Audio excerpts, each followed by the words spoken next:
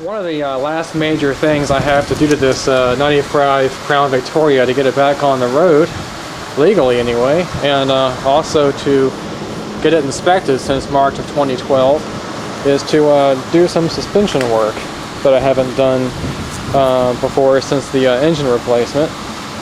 One of the things that I did while the engine was out and while the car was disassembled to the point that this wrecked car is I went ahead and replaced the entire steering system, the inner and outer tie rods, pitman arm, idler arm, center link, steering gear, and everything. Once I just disconnected the tie rods, the outer tie rods on that side and that side, loosened those two bolts, and the bolts here that hold the steering gear on, I was able to remove the entire thing as an assembly and go back into the white car here with the 13,000 mile tie rods and power steering gear and power steering pump and everything else.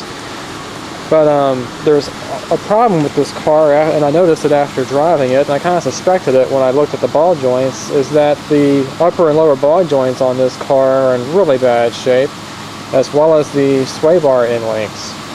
And you can tell the sway bar end links are in bad shape because as the car goes like this, leaning back and forth over some bumps, you hear that classic clunking sound, and that usually means that the ball joints inside those sway bar links need lubrication.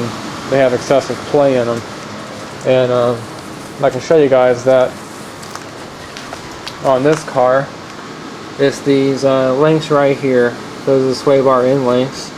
There's your upper ball joint and the lower ball joint right down there. And I've never really seen ball joints in this bad a shape before. The seals are totally gone. They're completely dry. And I'll demonstrate that here with the motor running, and I'll just slightly turn the wheel, and you can hear what they sound like just turning the wheel a little bit.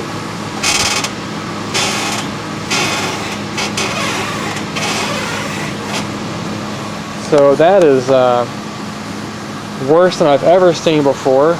That's, in my opinion, makes this car dangerous to drive, because when they get in that kind of shape and they start talking to you like that, in the worst case scenario, you can have a ball joint separation where the front tire would basically try to come off and just be held on by the upper ball joint. And wrecking one Crown Victoria is bad enough, no need to run the risk of wrecking two of them. So today and probably tomorrow, today's Thanksgiving Day actually, so I'll get started on this and probably finish it up tomorrow. I'm going to go ahead and replace the upper and lower ball joints and the sway bar end links. But first, let me go ahead and get the thing shut down, get it up in the air, and show you guys just how bad these things really are. Okay, now I got the car up in the air and the wheel turned out so we can get a better view of what's going on in here. You can see the fairly new looking tie rod all installed and everything with a new cotter pin from the wrecked car. I'm going to focus in on that ball joint right there.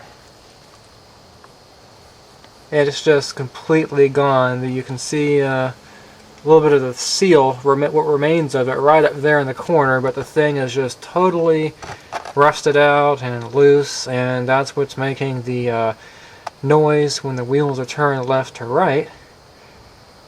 So that's going to have to come on out of there. And here is the upper part of the sway bar end link, and you can also see, just like with the ball joint, the remains of what used to be the grease seal. It just fell off onto the ground just by touching it, and that's what's making the clunking noise as the car rocks left and right over bumps. There's just too much play between the ball joint here and the receiver that it rests into.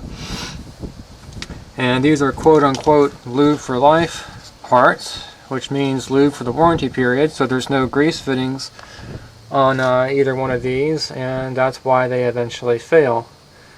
I've never seen a ball joint in that bad a shape before. That is so bad that if I keep driving the car like this, I run the risk of the ball separating from the receiver and the whole steering knuckle coming disassembled. Looking at the upper ball joint, that is not an original Motorcraft part. You can see the Zerk fitting up on there, so this upper ball joint has been replaced before. Probably not too long ago. That seal looks like it still has a lot of integrity, but it is an unknown. This car came from a junkyard and it's just an unknown. So I'm going to go ahead and replace this ball joint, the lower ball joint, and the sway bar end links with new ones. And before I do that, I've got to disconnect this tie rod here, and then I'll be able to start with the lower ball joint. And to start the process, a lot of people would use one of these pickle forks, which is actually a pretty good tool. The problem with a pickle fork is that it destroys the seals once you remove the part. And in most cases the part's bad anyway, you don't care about the seal. But in this case, I do want to keep these tie rods, so I can't really use this tool in this fashion and keep the seal on here. So what I'm going to have to do, and since these haven't been on here all that long, I'll go ahead and loosen the castle nut, and then I'll just go ahead and pound on the top of it with a hammer, and also pound on the sides of the knuckle here. And this tie rod will come on down just like I did before off the wrecked car. And I'll be able to reuse this, and I'll be able to start working on this lower ball joint here. Okay, now that I got the outer tie rod pulled, it's time to work on the ball joint. Just so you guys know, I just basically took off the castle nut, flipped it upside down to make a flat surface, and just pounded on it with that hammer over there, and it dropped right on down. And the seal is in perfect shape. Sorry for the shaky camera, it's really cold and windy out here. And these are in really good shape. I can move them around, no squeaks, no nothing. Because this is a 13,000 mile tie rod end assembly. I just wanted to show you how bad that ball joint really is. Now that I've got this thing free here and there's no weight on it, I'll go ahead and try to turn the knuckle a little bit.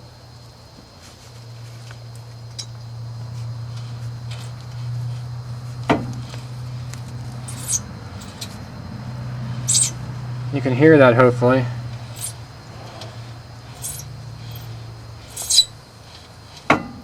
So really bad shape and dangerous to drive.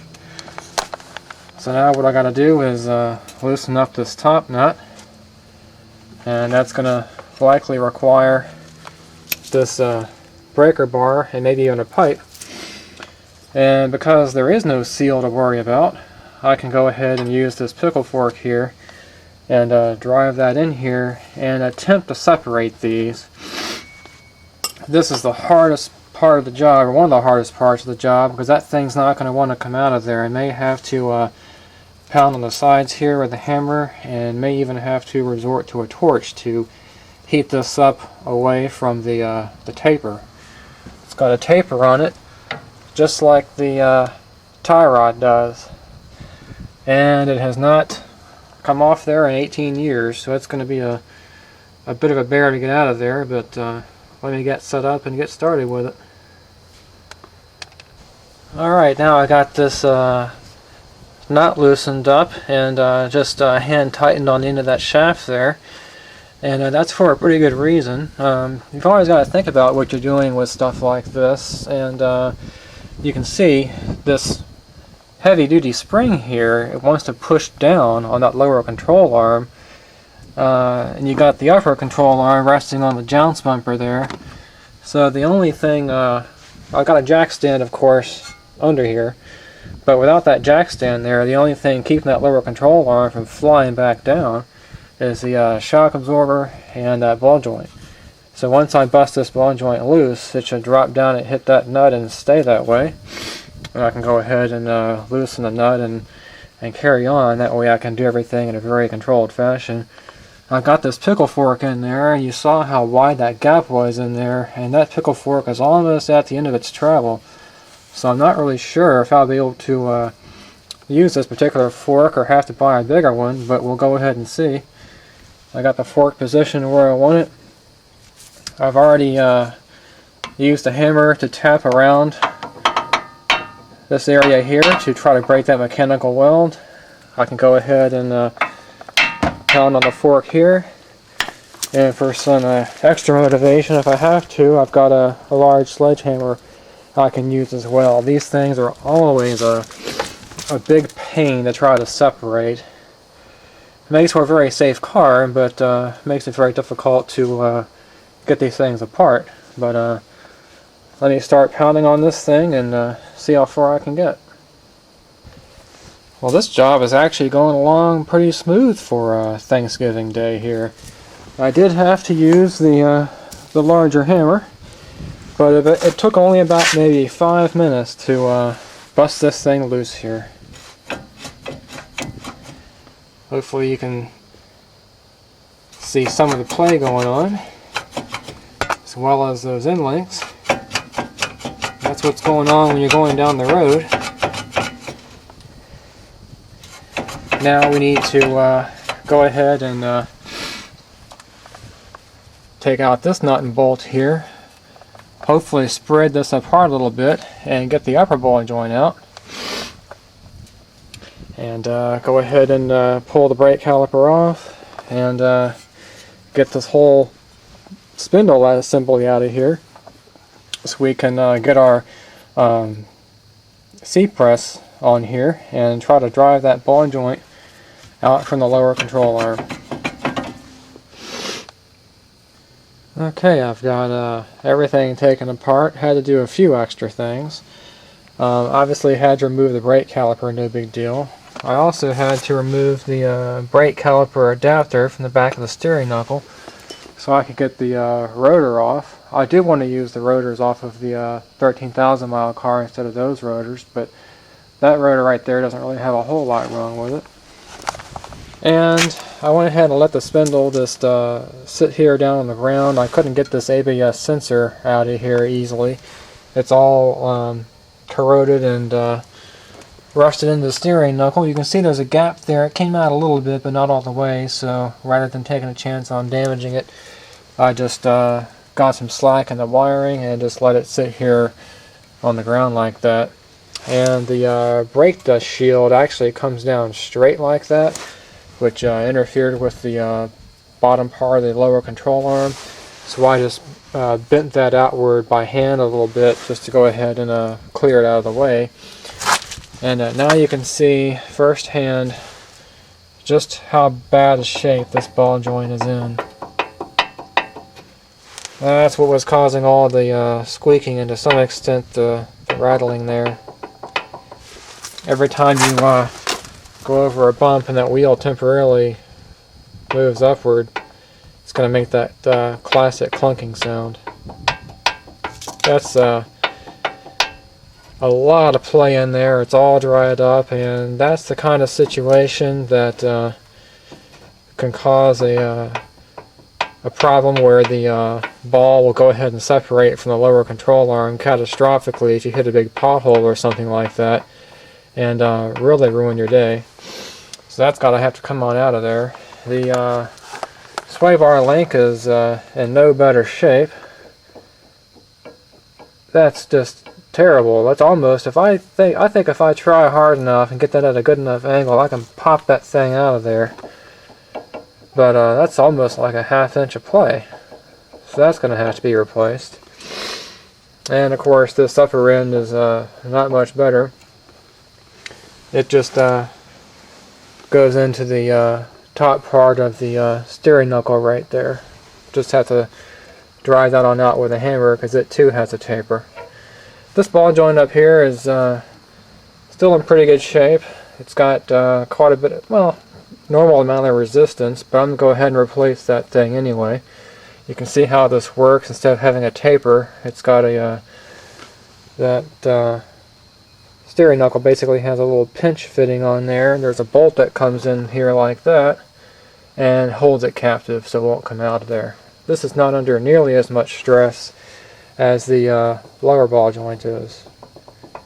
So what I got to do now is use this C-press kit that I bought for half price with free shipping because of the holidays. Kind of a little present to myself, just like the engine hoist. Because I got a bad feeling I'm going to have to replace the U-joints and ball joints on the F-150, and also maybe the 420 SEL. So investing in a kit like that, I think, was a good investment. I'm going to go ahead and get this thing set up and show you guys how this works. I think I said earlier, separating the steering knuckle from this taper is usually the hardest part of the job. That ended up being not too bad. That taper is not corroded at all. What might be the hardest part of the job is driving that ball joint out of there. But time will tell. Okay, here's the setup I've got with the C-frame press. I've got a die here with a piece of hardened pipe from the adapter kit that's bigger than the diameter of the ball joint. And so as this presses inward, it's going to force this part down and force the ball joint through and right through this cup here. And it's not coming out very easily. One of the things you want to do is make sure you lubricate the shaft here, the screw shaft, just to make it as easy as possible. I've got a long breaker bar, and I might even start using a pipe. I've also got a impact wrench socket on here because I'm having to apply an incredible amount of torque to this thing, and I don't want the regular sockets over there to break on me. And one thing I might want to try, since I can't fit my air wrench between the ground and this end of the screw here, is I might try using my big sledgehammer here. Once I get enough pressure on here, pound on that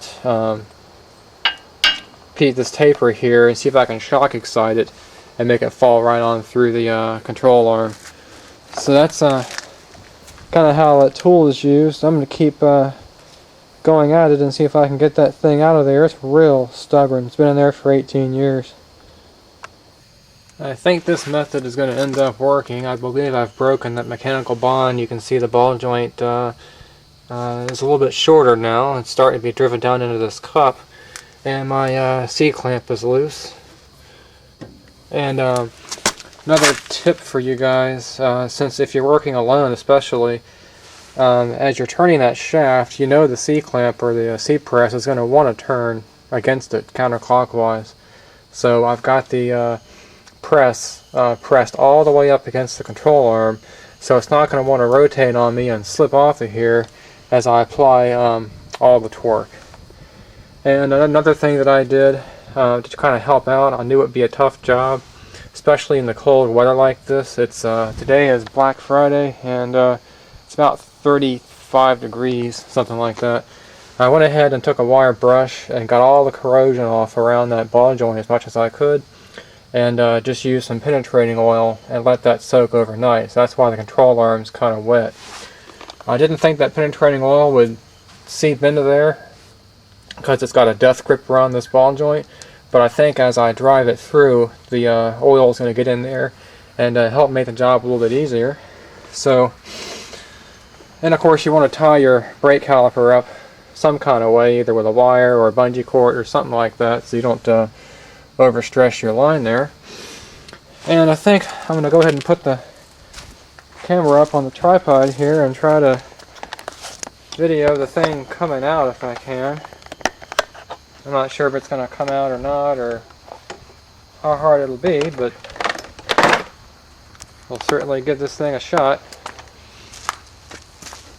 I'm going to go ahead and start putting a torque on it.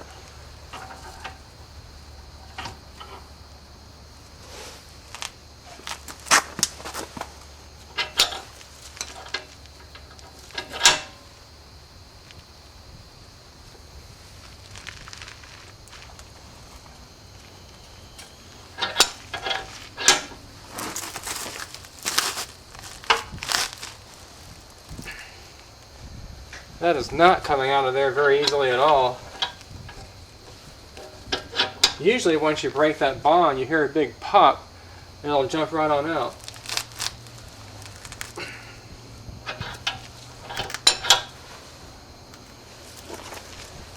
Now we got enough torque on there, we'll try the sledgehammer method.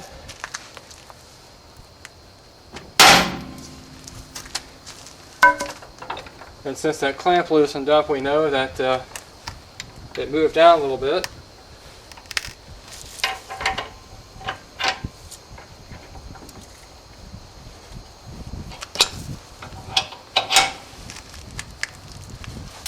She ought to come right on out now.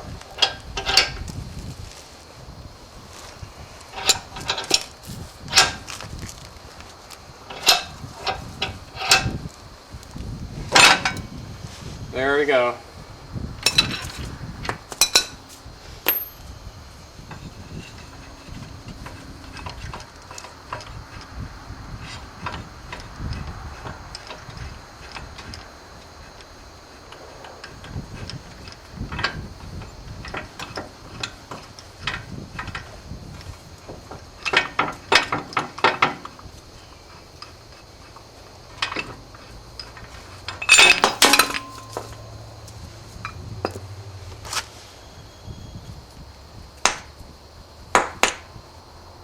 Well, I pounded the shaft in too far, but there's what that old ball joint looks like. No grease fitting. And you can kind of see how that worked. It just kind of fell into this cup here, and the cup was applying pressure on the control arm itself. So now this thing is almost ready to have the new part put in there, but I want to make it easy on myself. For one thing, I've got the new parts over there equalizing the temperature instead of in the house. That way it's not going to be expanded. I want to clean all around in this mating area, get rid of all the corrosion, and that way it'll make the new ball joint a lot easier to go in there, and it'll make it so it won't tend to cock to one side. So let me get all set up and show that part. Here's all the parts I'm going with. I'm going with all Moog components. That's the part number for the lower ball joint. These two middle boxes are the sway bar and links, and the bottom two boxes are the upper ball joints. And I always like to kind of study parts as I take things apart, because I kind of learn about them. And I want to compare the new parts. And one of the things that I've noticed is that this replacement part kind of has a taper right there to kind of help you line it up square into the bore and gently press it up in there. Whereas the original Motorcraft part looks like it's just completely straight. And one of the other things I've noticed is that the original part looks like it uses a standard lock washer where it has that plastic inside here,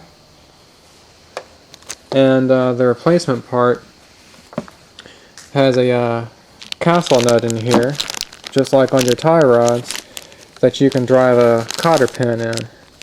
So I think that's going to be a much more secure, more solid way to fasten the knuckle to the ball joint. And it may appear, or it looks like, they pre-lubricated everything at the factory. Everything's all smeared with grease. But you never want to assume that this thing's packed with grease. If it's true that it's packed with grease, you should see grease coming out in copious amounts around the edges here, and you don't. And looking at the edge, one thing that I notice when I compare the two is that the replacement part has these grooves cut into the actual ball, whereas the old part doesn't. So it looks like they want these grooves to kind of act as a transport and carry that grease all around as this thing articulates around corners and goes over bumps and stuff like that for better lubrication. So I think these components are going to be a much better component than the original. And you can see how this is just flopping around. You can see the gross amount of play in there. And new ball joints aren't supposed to have any play. In fact, with both hands, I got one hand with the camera, with both hands I can't move this thing around. And that's really how it should be. There should be basically zero tolerance in here. So I'm going to go ahead and start pressing it in. I've got the lower control arm mating surfaces all cleaned up with some fine grit sandpaper. Got all the corrosion out of there. So I'll get my C-press all set up and start driving this thing in. Okay, here's the setup to press the ball joint back in. It looks very similar to the way it was before, except I got the adapters reversed.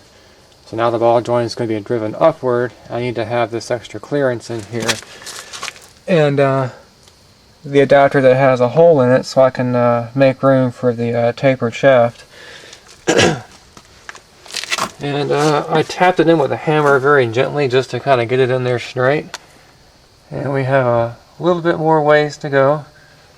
But now it's just going to be a matter of tightening it up and driving it on in, and hopefully it'll go in there a lot easier now that I've sanded around here and used a little bit of lubricant around the perimeter there just to make it so it's not going to rust out in the future. Believe me, with as much force as this thing is pressed in here, it's not going to come back out. And the way it's designed, the weight of the car is going to want to keep pushing it back up in there anyway. So let me start screwing this thing on down and drive it in. And as before, we're going clockwise on the shaft. So this is going to want to go counterclockwise. And so I've got it resting up against the control arm to keep everything nice and aligned properly.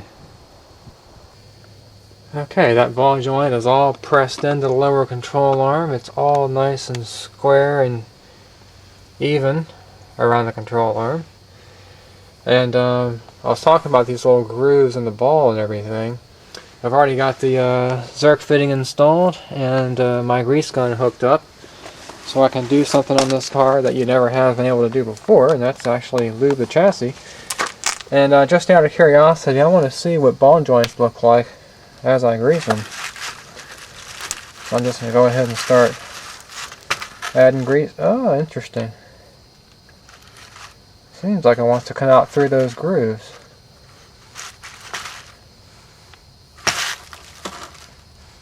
That's what the grease is supposed to do. It needs a little bit more, but I don't have the boot on there right now to protect it. You can see how tight this thing is, but it does articulate.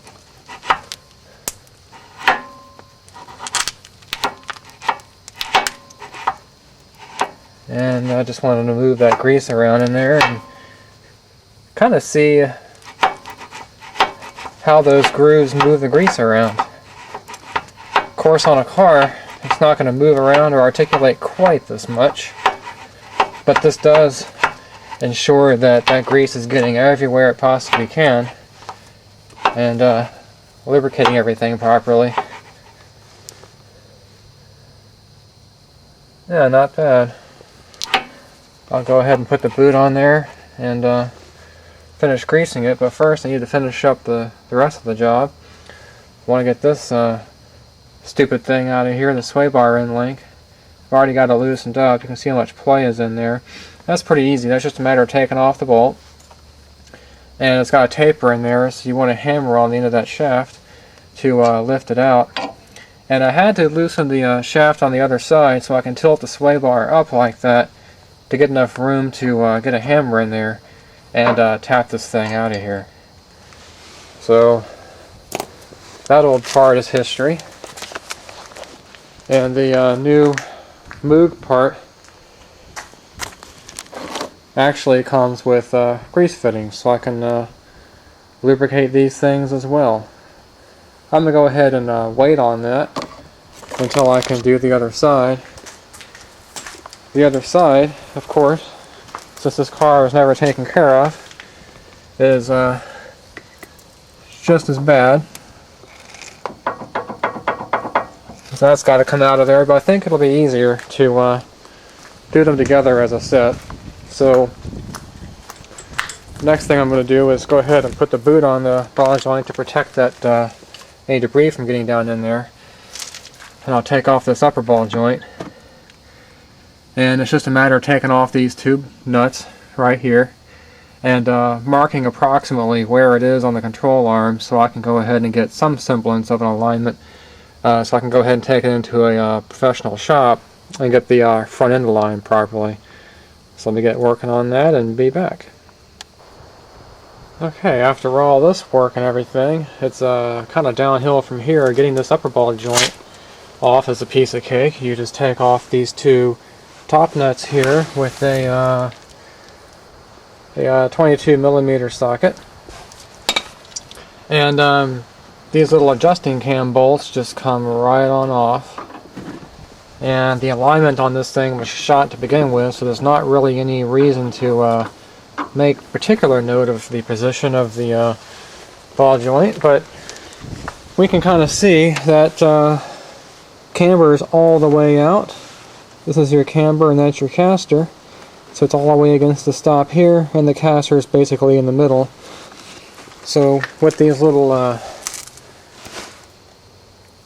cam bolts do is they adjust your camber, which moves this in and out, and this front one right here adjusts the caster or steering axis inclination. So I'm going to put the new ball joint in exactly the same position. The car is going to have to be realigned anyway regardless after all this major work done on it.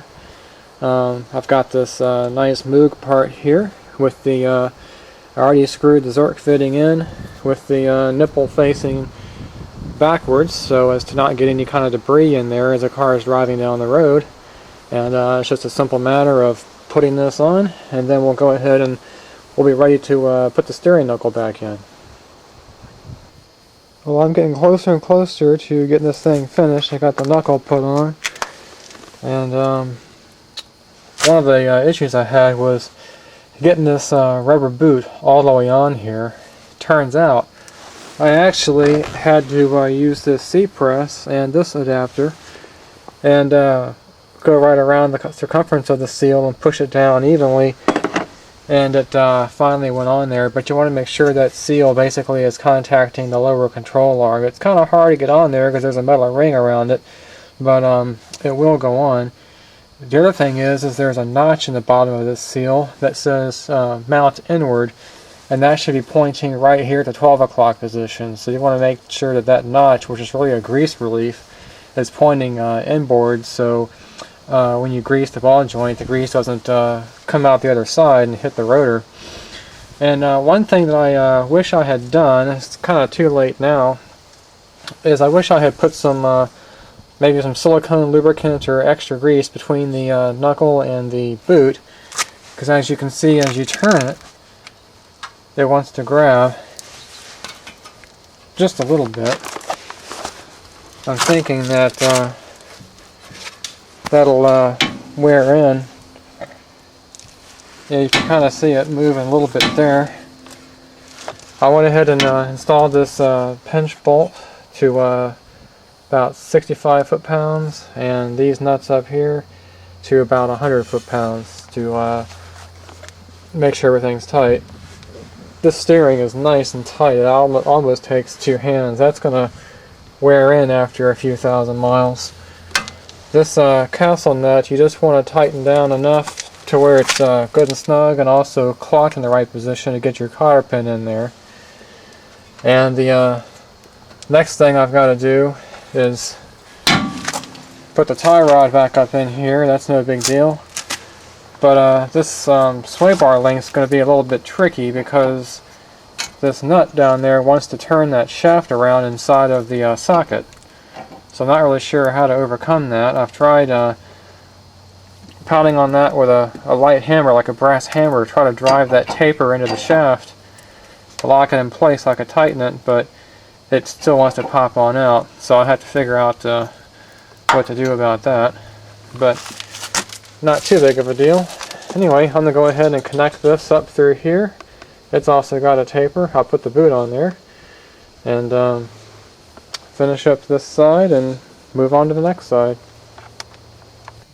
Well, I found a solution to get the sway bar end link mounted into the sway bar without the ball turning in the socket, and that was to basically reuse the old bolt. And I like these Moog parts so far. They're a lot beefier. For one thing, you can tell right out the gate that the center link here is actually larger in diameter on the Moog part versus the standard part. And it's just a much beefier part.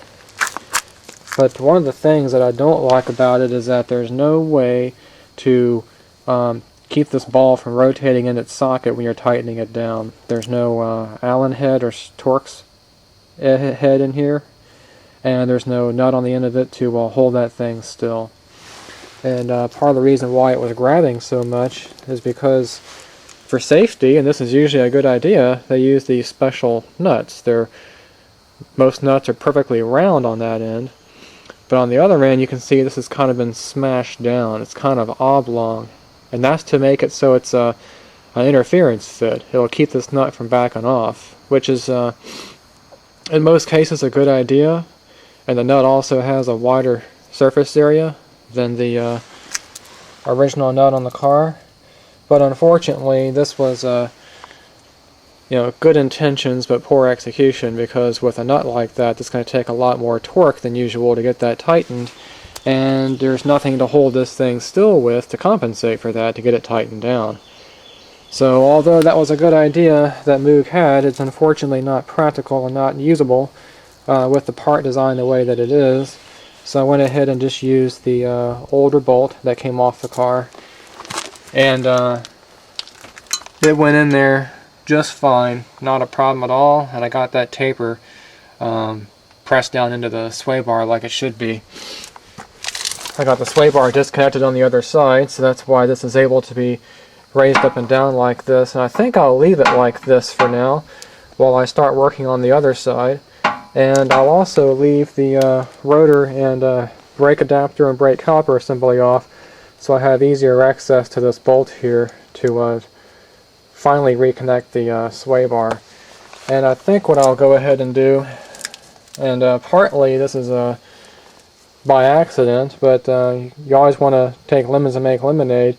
I wanted to get this ABS sensor out of here so I can go ahead and separate the spindle completely from the car without damaging the cable, but unfortunately these sensors are a bear to get out. They're dissimilar materials. You've got cast iron here and what looks like stainless steel there, and there was all kinds of corrosion in there, and this is a very delicate part, and I messed it up pretty bad working it on out of there. You can see all the penetrating oil that I used to get it out. Finally it came out, but since it was damaged, I went ahead and used the sensor off of the wrecked car, which was unfortunately just as hard to get out. But I was able to finally get it out and put it in here and carry on. But now that I have that car basically disassembled to this point here, I'm going to go ahead and use the nice 13,000 mile rotor off of it compared to the older one. You can see the difference between the two. And I've already got the brake calipers loosened, so I'll just go ahead and swap brake calipers as well too, and just swap everything while I already have it apart and all that. So now the other thing to do is to get some more of the hard stuff out of the way, and that's to start working on this side. I've already got the sway bar loosened up. I'm going to go ahead and take off the caliper and everything, and also the adapter, get the rotor off, and we'll start working on this ball joint. As you can see, there's no dust seal to speak of. And if we get under here on the lower ball joint, you've got more of a seal, but not much. So it's time to get these things on out of here, and basically, with the exception of all the bushings, rebuild the entire front suspension on this thing. Okay, just as before, we got the brake adapter off as well as the caliper. I'm not really videoing that too much detail because that's not the scope of the video, but that's fairly straightforward. You got two bolts here and here for the adapter, and of course your 2 bolts for your sliding caliper. Pretty straightforward. Anyway, I've got this pickle fork drifting up in here between the steering knuckle and the lever control arm where the ball joint is. I just used a small hammer just to get everything set. And this is one of the reasons why I don't like working on suspensions all that much. It's right up there with working on exhaust, as all these parts are rusted and seized together and just overall difficult to get out. But anyway, I'm going to go ahead and show you guys how I did it. I just basically used a sledgehammer and just give her hell. Hopefully it'll come off without too many whacks.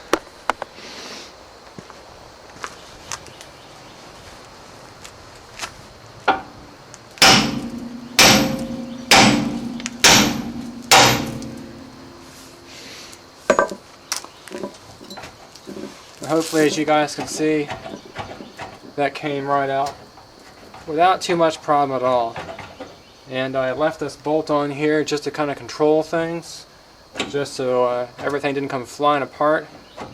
So we're going to hammer like that. So now I can go ahead and take out this pinch bolt up here and work on the upper ball joint. Okay, upper ball joint's taken or loosened up, and the knuckles taken out. And this is the original upper ball joint on this car, whereas the one on the left-hand side was a replacement. And a little bit more tough to get out. Once you take out this pinch bolt here, which is easy enough, that basically pinches these ends together and also fits into this groove to keep it from backing off. I needed to get the crowbar here with some leverage and pry these apart, as well as use some penetrating oil to get in there. You can just see how much corrosion and everything is in there. And then I had to take an extension and a hammer and kind of beat on it that way to get it out, but it finally came out. Both of these ball joints obviously need to be replaced, but compared to the left-hand side, they're loose, but they don't have a lot of play in them actually, whereas the other one had about a 1/4 inch of up and down play.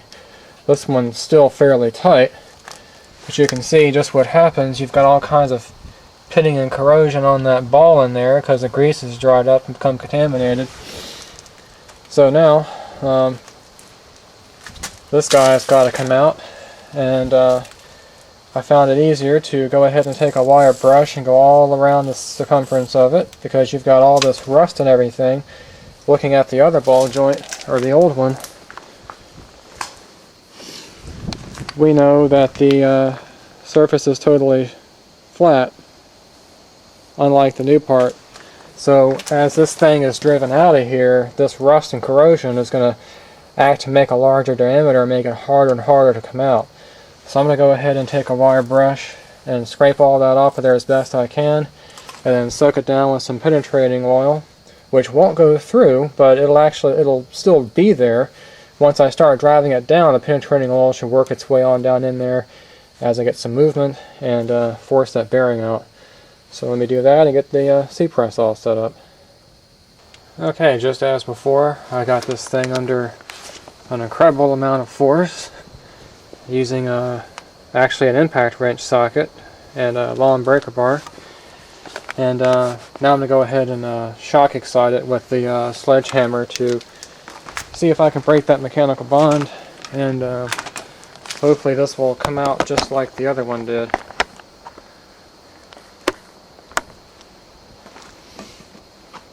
Should see that C-press get loose after a couple of whacks.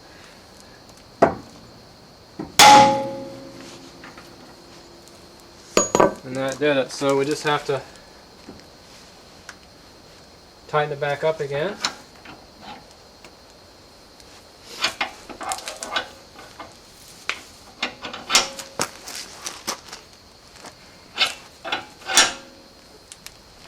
And just repeat the process.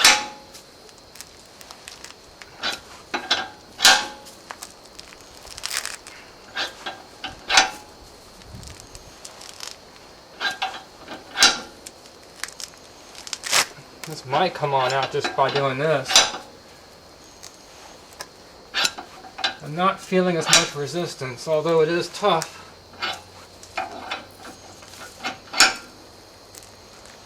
You could use an air tool on this if you had enough room under here, if you had a hoist. C-press is certainly strong enough.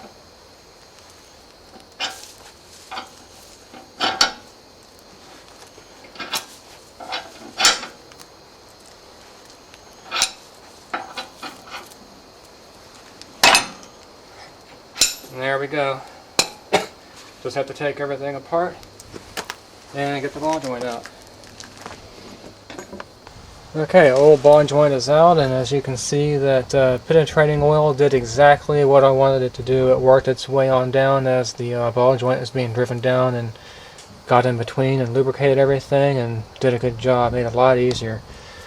Now that I had everything apart, I went ahead and took out the sway bar end link, and that's just like before, the worst I've ever seen on these cars.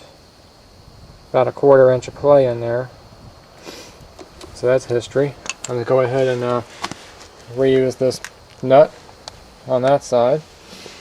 To get the upper ball joint off, it's pretty simple. You just take off these 2 top nuts. These bottom ones just come right off. They're really just chems. And the ball joint just sits on top of the control arm. And then of course you're going to have to get the car realigned afterwards. Of course, with the parts in this bad of shape on here, there pretty much wasn't any way to get the car aligned.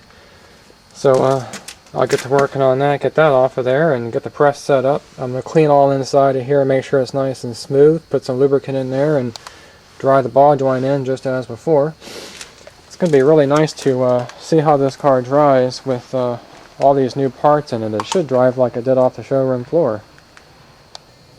Well, everything is put back together now. I decided to use the caliper and brake caliper adapter and rotor off of the wrecked car. I just basically took them off as assemblies. These are the ones from the high mileage car. Just easier to take them off as an assembly instead of taking the caliper off and then the adapter.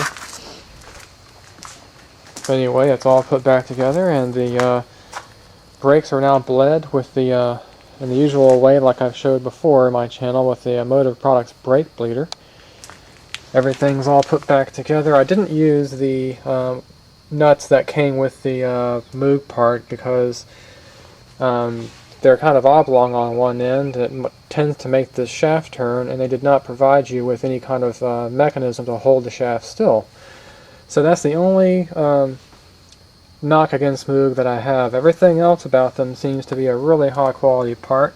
Everything's all greased up and ready to go. I've got the alignment camber, or these nuts here, tightened down in the neutral position. So this thing is ready to get back onto the road and have the front end aligned. So I hope this video helps you guys out with some pointers on how to do jobs like this. Doing suspension work is very often a time-consuming and laborious process because these parts, these old parts here, are old and rusty. They've been on there for 18 years or more, and they just don't want to budge most of the time. But it's definitely worth it. I think a professional shop would end up getting a lot of money for essentially rebuilding the entire front suspension on this thing, except for the control arm bushings and things. Everything else basically is brand spanking new, and that in combination with the 13,000 mile engine and transmission, drive shaft, and rear end, this car now should drive like it did 18 years ago finally. This thing was not taken care of at all, but other than the body and the interior, which is the interior is in kind of bad shape, this car is basically like new now.